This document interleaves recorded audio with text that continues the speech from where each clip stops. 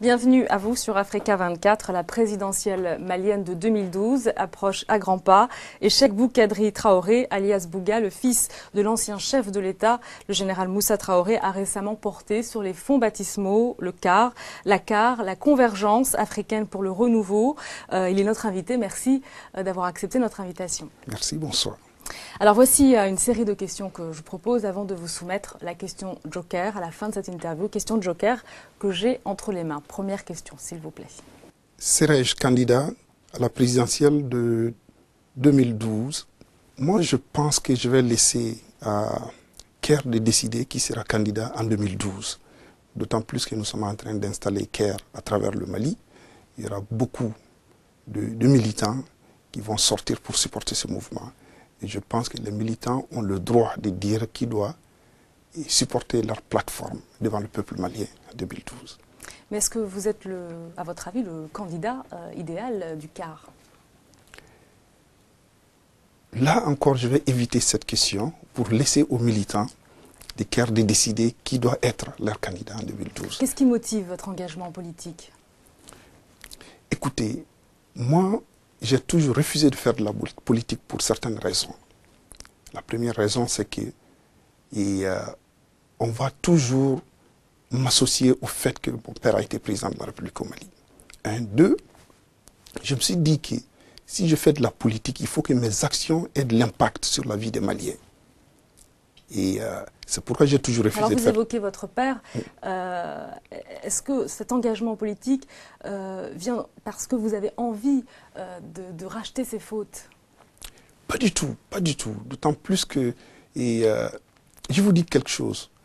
Moi, mon père ne supporte pas le mouvement CAIR ou la candidature de Cheikh Boukadri Traoré. Le support de mon père se trouve ailleurs aujourd'hui. Donc, je ne me lève pas chaque jour pour dire que je suis le fils du président Moussa Traoré. Non. J'ai des engagements simplement parce que j'ai vu qu'il y a des choses qui peuvent être changées dans notre société. Et avec mes compatriotes, nous avons décidé de fonder CAIR afin de trouver des solutions à ces problèmes-là. C'est pourquoi aujourd'hui je fais de la politique au Mali. Question suivante. Pourquoi la convergence africaine pour le nouveau? Le nom de mon organisation politique. La convergence africaine pour le renouveau est un nom idéal pour nous autres. Parce que ce que nous voulons, c'est refonder le Mali. Parce que là où les choses sont aujourd'hui, il faut aller au-delà du changement, il faut dire le renouveau. C'est pourquoi il y a le mot renouveau. Mais nous parlons de convergence africaine parce que nous ne voulons pas nous limiter au Mali. Parce que nous sommes convaincus qu'aujourd'hui, un seul pays africain ne peut pas s'en sortir tout seul. Ce thème du renouveau, c'est un thème qui revient très souvent, c'est un thème même galvaudé. Est-ce que ce n'est pas de la poudre aux yeux? Peut-être, peut-être. Mais nous sommes convaincus qu'il doit y avoir un combat de génération de nos jours. Nos pères et nos grands frères, des gens qui auront 60 ans en 2012, ont fait ce qu'ils pouvaient pour nos pays. Et nous pensons qu'il faut essayer quelque chose de nouveau. Parce que le problème dans nos pays, nous sommes convaincus d'une chose, c'est un problème de politique de gouvernance dans nos pays. Donc il faut, ensemble, avec les autres citoyens maliens, changer sa politique de gouvernance, les améliorer. Question suivante. Quel est mon projet de société pour le Mali? Vous savez, moi je viens d'avoir 48 ans le vendredi passé, le 10 septembre. À 48 ans, on rentre dans des moments de réflexion. Qu'est-ce que j'ai fait avec ma vie? Quel est l'état de ma concession, mes enfants? Est-ce que j'ai bien élevé mes enfants? Est-ce qu'ils ont tout ce qu'il faut? Je compare ma vie au Mali. Le Mali va avoir 50 ans. La question que nous devons nous poser au Mali, c'est que est-ce que nous sommes plus prospères aujourd'hui qu'il y a 50 ans? Alors qu'est-ce que vous proposez? Donc, nous disons que nous avons un système aujourd'hui pluralistique, qui est la démocratie. Cependant, il n'y a que 4%, sinon moins, des Maliens qui s'adonnent, ou bien qui sont des décideurs dans ce système. Plus de 90% des Maliens sont marginalisés. Nous disons que la première des choses, c'est de démarginaliser les 90% des Maliens, leur retourner leur démocratie. Mais même si on arrivait à les démarginaliser, un citoyen qui a faim. Et pourquoi vous dites ça? Pourquoi vous dites que 90% des Maliens sont marginalisés? Ils sont marginalisés pour le simple fait que les peut-être 20% qui participent aux élections le font au moment seulement des élections. Comme on le dit au Mali, la politique est la politique du ventre. Les gens sortent afin d'avoir quelque chose pour voter. C'est ce que nous voulons arrêter. Ces gens n'ont pas droit au chapitre. Nous pensons que le bon citoyen, c'est le citoyen qui est actif.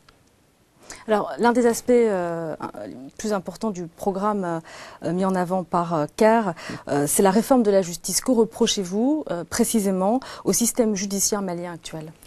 Moi, je pense qu'aujourd'hui, les juges doivent être des activistes au Mali. Au-delà d'être un juge, les juges doivent être des gens qui doivent informer à travers leur action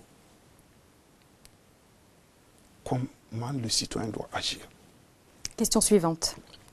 Si je me présente à la présidentielle de 2012, comment vais-je m'y prendre pour rivaliser avec des poids lourds potentiels tels que Ibeka, Soumaïla Cissé et Cheikh Modibo Diarra?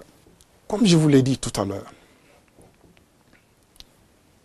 tous les partis, je suppose et je le souhaite, auront des candidats valables. C'est ce qui rend le débat politique intéressant.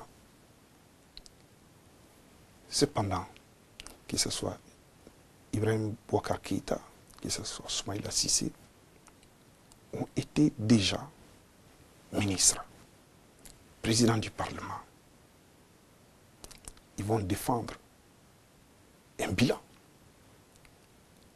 Quant à Cheikh Modibo Diarra, il va défendre les couleurs de l'UDPM.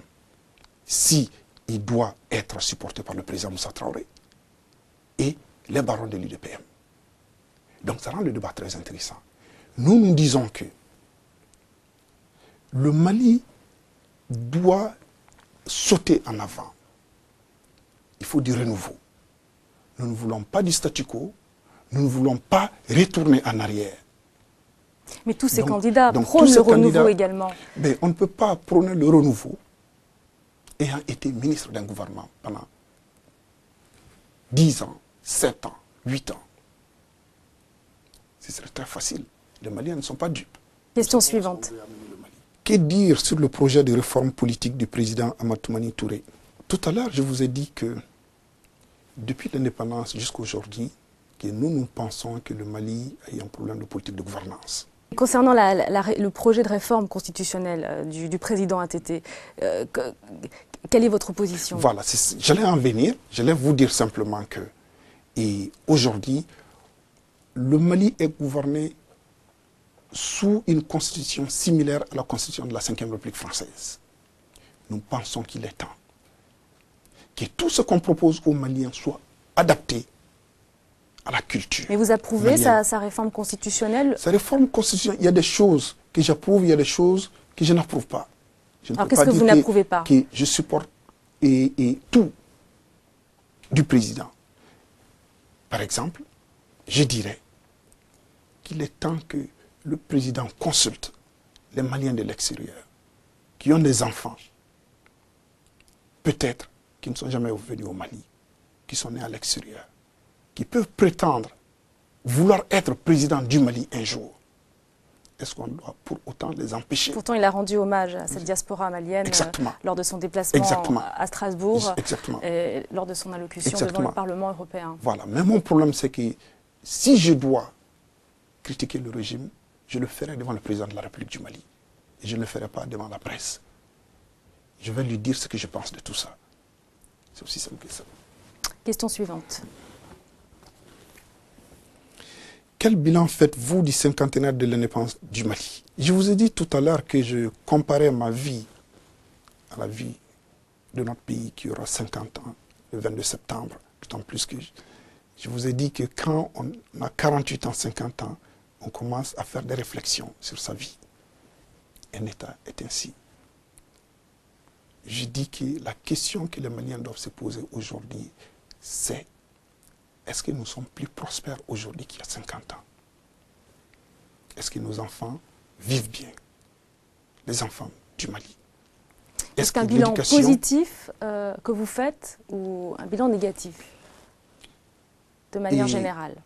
De manière générale, si on avait à noter, je donnerais un 10 au Mali, 10 sur 20.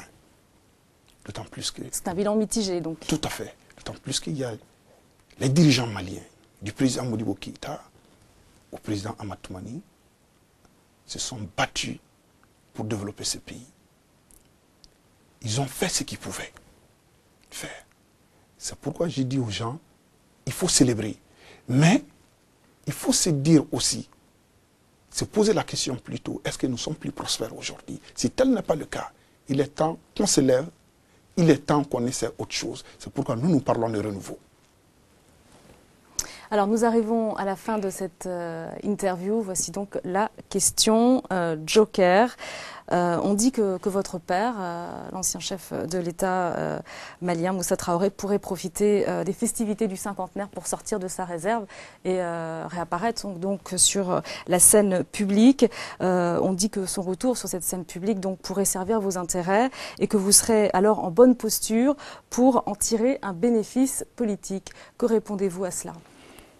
Je vous ai dit tout à l'heure que Dieu n'a pas demandé à mon père s'il voulait que moi sois son premier fils. Il ne m'a pas demandé non plus si je voulais être le premier enfant de mon père. Je suis fier d'être son fils. Mais il se trouve qu'aujourd'hui, nous sommes dans différents camps, politiquement. Donc, moi je ne sais pas ce que mon père a comme projet. Je ne le sais pas. Je sais que nous avons un projet. Je sais que nous voulons amener le Mali vers un avenir prospère. Mais où est-ce que vous vous situez vis-à-vis de son héritage? L'héritage politique de mon père, je ne peux pas prétendre le défendre parce que je n'ai jamais été membre de son parti. Je n'ai jamais été membre de l'UDPM, je n'ai jamais été un membre du MPR. Aujourd'hui, c'est quelqu'un d'autre, comme je vous l'ai dit, qui va porter le flambeau, qui va défendre les couleurs de l'UDPM. Cependant, je tiens à vous dire que l'héritage politique de Moussa Traoré appartient à tout le monde. À lui-même, sa famille, ses amis, ses adversaires et ses ennemis politiques. Mais pour moi, c'est lui qui peut mieux défendre l'héritage politique. C'est ce que pense la majorité des Maliens, ce que vous dites? Je vous dis ce que moi je pense. Cheikh Bou Kadri Traoré, merci. Merci à vous, chers téléspectateurs, et à très bientôt sur Africa 24.